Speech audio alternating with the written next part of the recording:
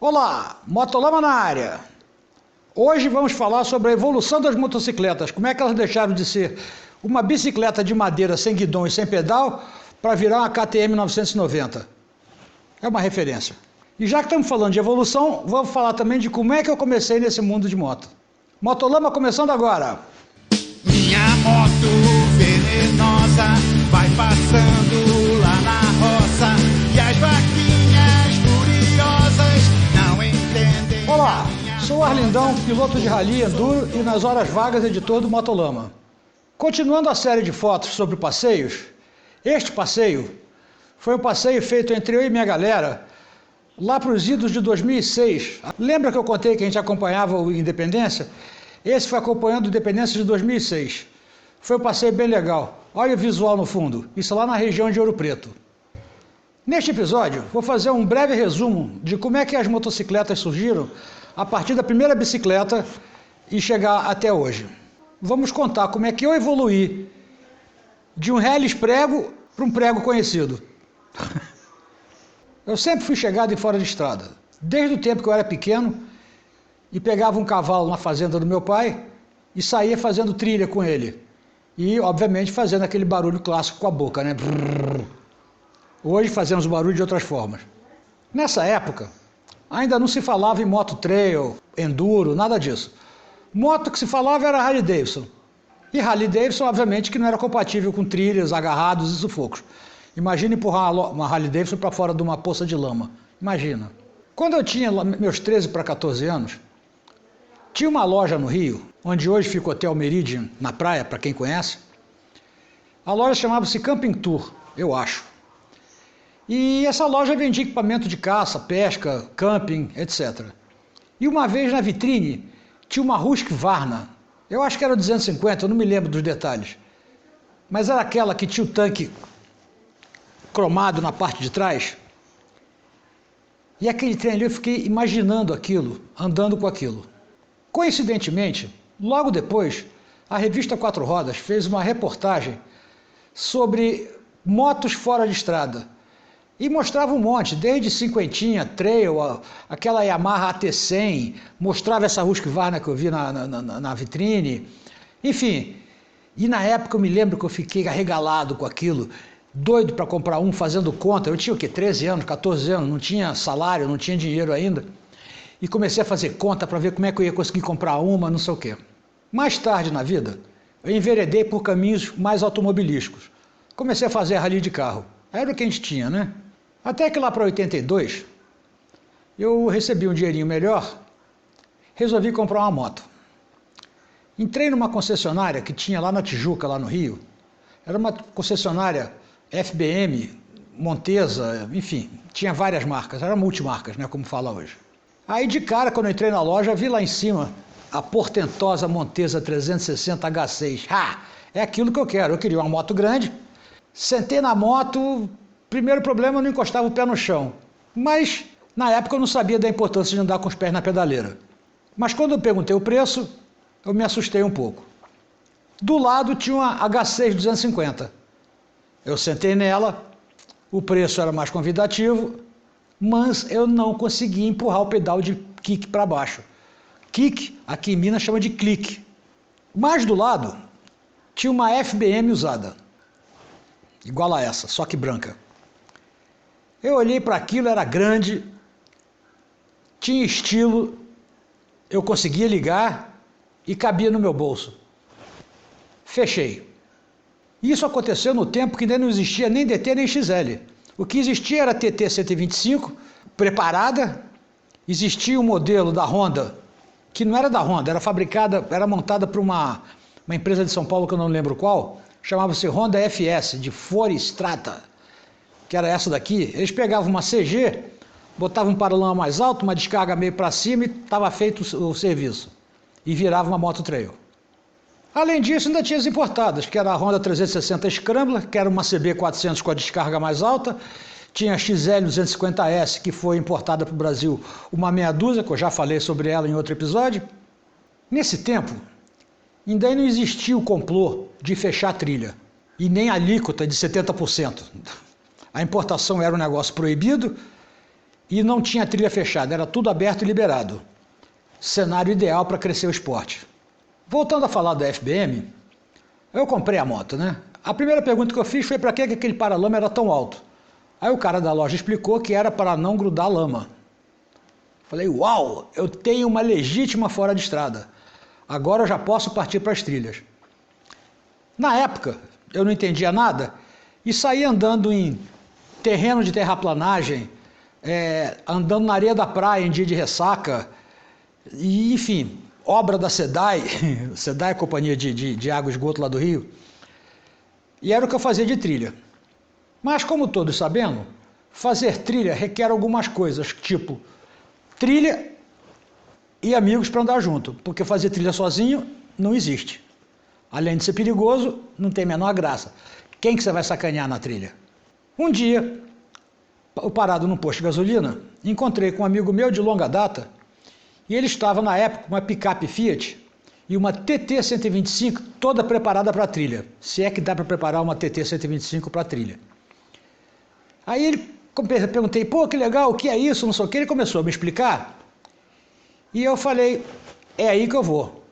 Mas a FBM era uma moto meio fraca para trilha. Ela em estrada, se velocidade máxima com a coroa desse tamanho, ela dava 70, para você ver. Pouco depois lançaram a DT 180. Não deu outra. Dei FBM na troca e peguei uma DT 180. Proprietário da DT 180, juntei uma turma e fomos fazer trilha. A gente saía de casa às 6 horas da manhã, rodando, para ir até a trilha, e olha que lá no Rio as trilhas são longe do centro. Rodava até quase escurecer e voltava rodando. Putz, era muito bom. Ninguém entendia nada de trilha. Um dia alguém chegou e disse, dizem que andar em pé na pedaleira é bom. Pronto, já começávamos a ter uma técnica. Mais na frente, outro cara sugeriu, por que a gente não vai para a trilha puxando as motos na carreta? A gente pode depois até passar numa churrascaria, comer um negócio e as motos já estão guardadinhas na carreta. Fantástica ideia, já era outra evolução. A partir do momento que eu me vi deixando de ser um prego totalmente prego, para ser um prego nem tanto prego, resolvi chamar o meu amigo para andar de moto. Foi uma alegria. Ele com a turma dele, que andava bem. Cheguei na trilha mais cedo para não ter estresse. Aí começaram a chegar o pessoal, tudo com moto importada na época, YZ 125 1978, XL 250S e outras coisas dessa época. Calça de nylon, camisa aquelas furadinhas com logotipo de moto, tal, e eu de calça jeans e camisa Lacoste, capacete de rua com viseira, só tava com a bota. Foi uma das trilhas que eu mais tenho lembrança. Hoje todos são grandes amigos, vários são brother mesmo, mas o que importa dessa história é que o vírus do off-road veio para ficar. E até hoje eu agradeço esse meu amigo que me botou nas trilhas e sempre que eu posso eu convenço alguém a começar também. Agora que já sabem como eu me envolvi nesse universo de duas rodas, vamos ver como é que esse universo de duas rodas surgiu. Motocicleta, que também é conhecido pelos termos moto, motocicleta, motoca, que inclusive dá origem ao termo motoqueiro. Aliás, isso nos leva a uma reflexão. Aquele filme, Motoqueiro Fantasma, que em inglês é Ghost Rider, quer dizer, é o motoqueiro ou motociclista fantasma, só que em português não tem uma diferença entre rider e motoqueiro ou motociclista, porque rider, qualquer coisa que você ande é um rider. E em inglês, a cavalo também. E isso nos leva a um outro pensamento. Em português, motoqueiro fantasma seria o quê? O entregador de pizza que nunca chega? Mas vamos falar sério. Moto, por definição, é um veículo de duas rodas com tração traseira. Algumas podem até ter tração dianteira, outras nas duas. Mas basicamente é um veículo de duas rodas com tração traseira. E que são capazes de manter uma velocidade de cruzeiro com algum conforto, porque algumas coisas que a gente anda por aí não tem conforto nenhum. A moto, que hoje se tornou um veículo bastante utilizado por causa do baixo preço de compra, manutenção barata e o consumo pequeno, cresceu muito no mercado brasileiro e mundial, apesar de que existe moto que gasta mais do que carro e custa mais do que um carro. Mas para chegar nesse ponto, Foram muitos anos de evolução. O caminho para chegar onde estamos hoje foi muito longo. A motocicleta, como tudo moderno que temos hoje, não foi ideia de apenas um cara. Não foi um sujeito que acordou de manhã cedo e falou: acho que hoje vou inventar a motocicleta. Claro que não. Foi uma evolução de uma série de outras coisas. Da bicicleta, do motor, dos pneus, das suspensões, dos freios, e foi crescendo para se transformar no que é hoje. No passado, ninguém queimou muita pestana para tentar arrumar um substituto para o cavalo. O cavalo era um problema. O cavalo, imagina uma cidade como Nova York, com aquela quantidade de cavalo, puxando charrete, puxando carroça de carga, puxando bonde. E aqueles cavalos faziam cocô na rua, e aquilo ficava na rua. Era um problema sério. E sem contar os donos mais desmazelados, que o cavalo morria na rua e ele largava lá, e a prefeitura tinha que ir buscar. Se hoje não é eficiente, imagina na época. O cavalo ficava ali fedendo muito tempo. Então o cavalo era um problema e os caras queriam substituir isso de qualquer forma. É claro que a evolução da motocicleta passou inicialmente pela bicicleta. A primeira ideia de algo parecido com uma bicicleta, que se chamaria celerífero, foi do Leonardo da Vinci, aquele da Mona Lisa. Se não sabe quem é esse cara, vai pesquisar porque vale a pena. Ele desenhou essa bicicleta aqui, apesar de haver controvérsia se esse desenho é verdadeiro ou não. Esse desenho foi encontrado em 1966 num convento pelos padres beneditinos. Mas o que importa é que os princípios básicos da bicicleta estão lá. Duas rodas, guidão, corrente, pedal, etc. Apesar de toda a controvérsia com relação a se esse desenho é verdadeiro ou não, não é nada impossível, porque o cara que desenhou um helicóptero lá atrás, em 1400 e pouco, desenhar uma bicicleta era café pequeno. Mas só em 1790 que alguém efetivamente construiu uma bicicleta. Era o celerífero. Essa estrutura de madeira com duas rodas era a coisa mais esquisita do mundo. Não tinha guidão, não tinha pedal, não tinha nada. Era você sentava naquele troco de madeira, segurava no guidão para não cair e empurrava com os pés. Mas no final é como dizem os ingleses, existem 3 formas de fazer as coisas: a certa, a errada e a francesa. Pois é, quem inventou esse troço foi um conde francês chamado Sir Vac, isso em 1790. Esse brinquedo, além de celerífero, era conhecido como velocípede, veloz de velocidade, swift de macio e pé de pad, veloswift, sei lá como é que fala isso. Esse troço, que era todo de madeira, além de não ter um guidão para você escolher para que lado que ia, pulava mais do que Harley Davidson em piso de paralelepípedo. E imaginem, isso foi criado para substituir o cavalo. Imagina tocar uma boiada com um negócio desses. Quem quiser conhecer melhor esse celerífero, no Museu de Tiradentes tem uma réplica muito boa desse desenho. Museu de Tiradentes de moto, quem não conhece? Do meu amigo Rômulo, da Moto Street de BH. O museu fica em Tiradentes. Vale a pena conhecer. Quando você for a Tiradentes, não deixe visitar o museu. E se for visitar o museu, não deixe visitar Tiradentes. Aqui vou botar um videozinho rápido com uma pequena amostra do que vocês podem encontrar lá no museu.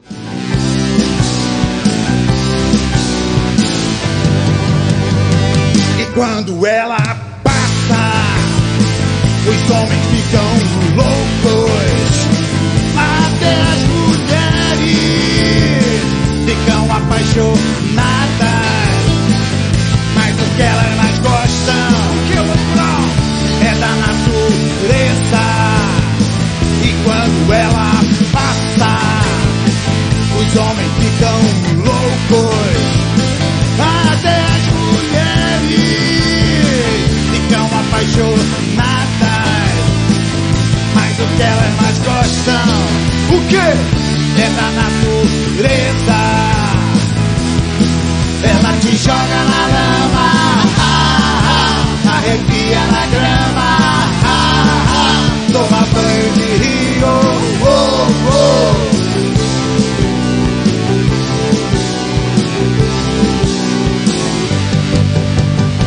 Essa moto é demais.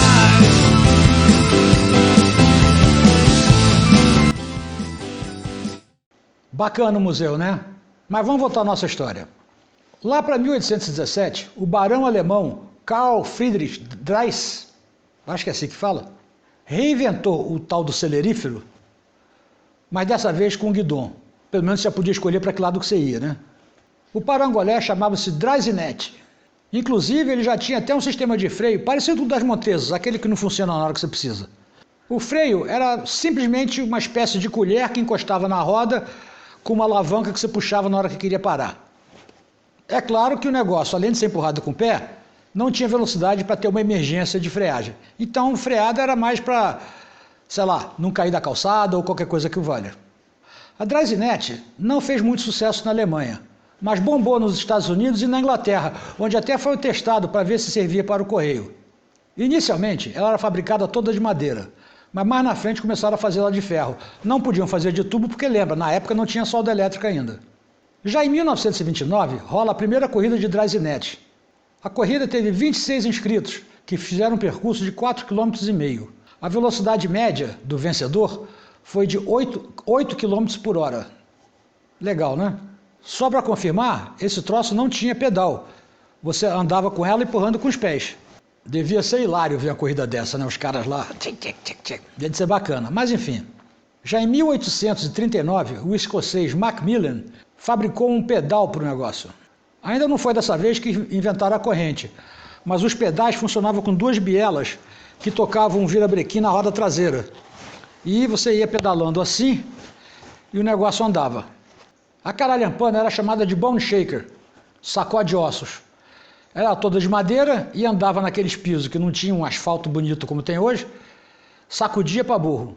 Mais tarde, na linha da bicicleta, fizeram aquela bicicleta grandona com pedal na roda da frente. Aquilo era uma coisa complicada de andar, porque ela ficava quase 2 metros de altura, você tinha que subir naquilo e andar. Imagina frear com aquilo. Quando você freava, a tendência era capotar por cima da roda da frente. Mas a ideia de andar sozinho ainda ia tirar o sono de muita gente. Até bicicleta à vela, o pessoal tentou inventar. Apesar dessa foto ser mais recente, nota que tem um ou disparado entre as duas bicicletas. Imagina com um vento de través, a bicicleta ia tombar, não dava para, então não dava certo com a vela. Foi só em 1869 que, coincidentemente, 2 caras, um americano e um francês, resolveram colocar um motor a vapor na bicicleta. Obviamente, o que existia na época de confiável era o motor a vapor, afinal ele empurrava navio e trem e maquinário pesado. Nada como fabricar um modelo em menor escala e botar na bicicleta. Na versão americana, um sujeito chamado Sylvester Roper, que era militar, coronel parece, e lembra-se que a Guerra Civil Americana estava rolando solta.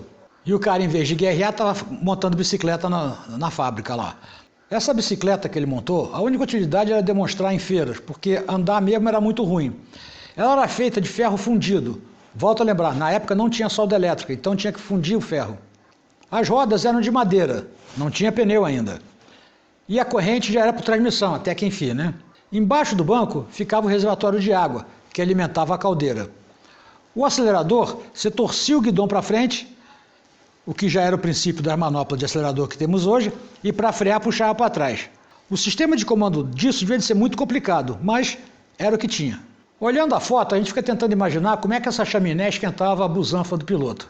Apesar do negócio não ter dado muito certo, o Sylvester Roper não desistiu do projeto. A ideia da bicicleta continuava evoluindo até que em 1885, um veterinário chamado John Lloyd Dunlop, o nome acende uma luzinha? Preocupado com o velocípede de seu filho, que era muito duro, resolveu pegar uma mangueira d'água, amarrar em volta da roda e prendê-la com um pano.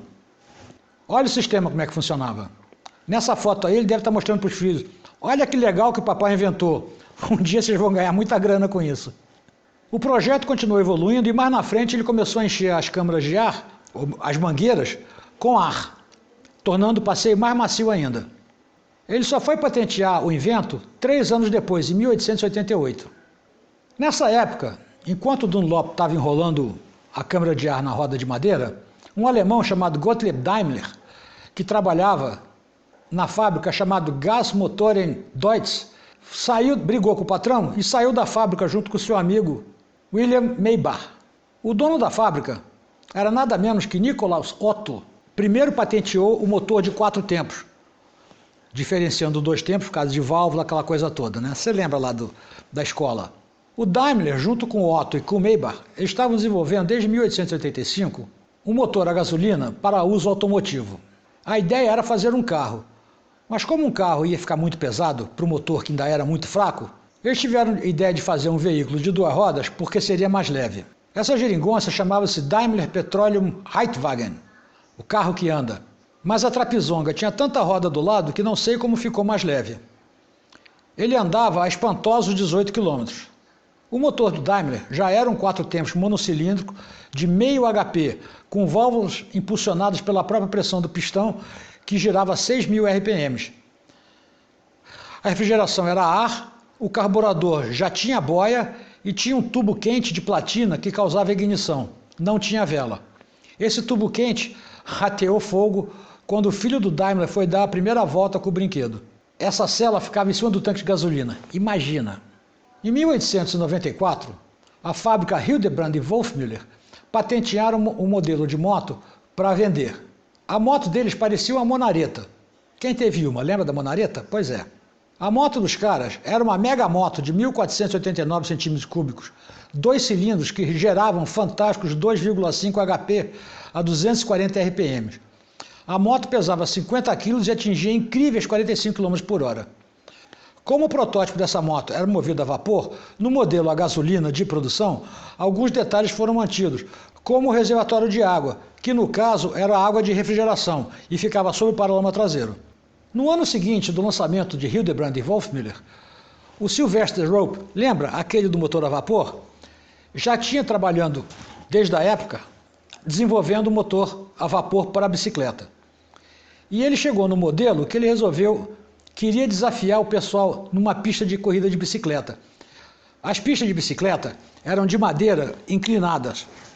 E os ciclistas corriam nessa pista e ele foi desafiar os caras mostrando que a bicicleta dele andava mais do que os caras. E realmente, depois da primeira tentativa, ele ganhou de todos e fez um recorde de volta de 48 km por hora. Entusiasmado com o negócio, o Roper, que já tinha 73 anos na época, resolveu dar mais algumas voltas para baixar mais ainda o tempo. Só que lá pelas tantas o guidão começou a balançar e ele foi lançado longe da moto e já caiu no chão morto.